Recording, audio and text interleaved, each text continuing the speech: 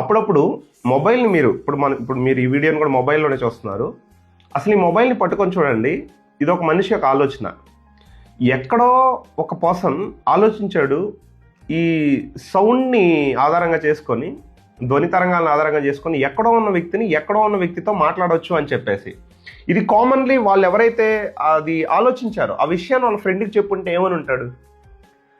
ఆకాశంలో వెళ్ళే ఫ్లైట్ ఎక్కడో టేక్ ఆఫ్ అయ్యి ఎక్కడికో ల్యాండ్ అవుతుంది ఆకాశంలో.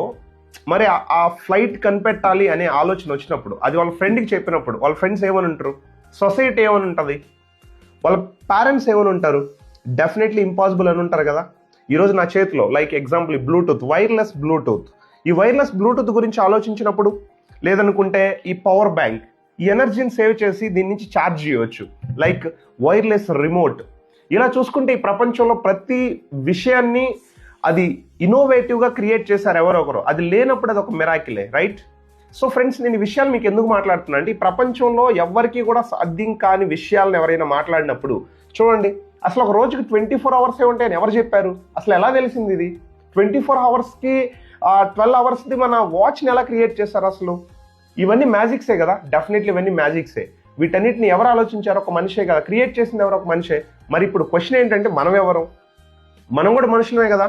మరి మనకెందుకు అంత ఇన్నోవేటివ్ థింకింగ్స్ రావట్లేదు? ఒకవేళ వస్తే అవి మనం ఆలోచించిన తర్వాత అక్కడ ఆగిపోతున్నామా? దానికోసం యాక్షన్లోకి రావట్లేదా? లేదా మన చుట్టూ ఉన్నటువంటి జనాలు మనల్ని అలా ఆలోచించేలాగా చేయట్లేదా? ఒకసారి ఆలోచించండి.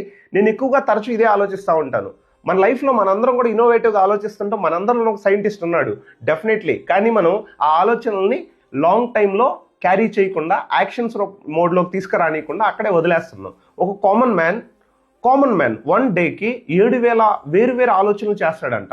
ఆలోచించండి, ఒక కామన్ మ్యాన్ రోజుకి 7,000 వేరు ఆలోచనలు చేస్తున్నాడంటే, ఒక ఆర్డినరీ పర్సన్ కాకుండా ఎక్స్ట్రాడనరీ పర్సన్ ఇంకెన్ని ఆలోచనలు చేస్తాడు?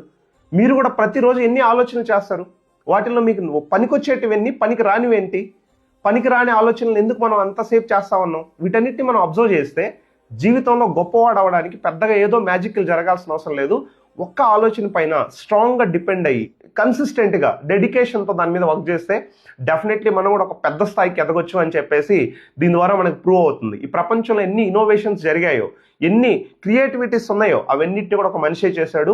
నువ్వు కూడా ఒక మనిషే. ఈ విషయాన్ని గుర్తుపెట్టుకో.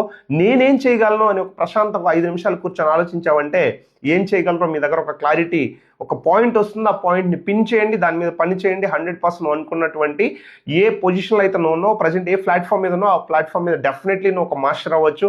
డెఫినెట్లీ నువ్వు గ్రో అవ్వచ్చు. All the best.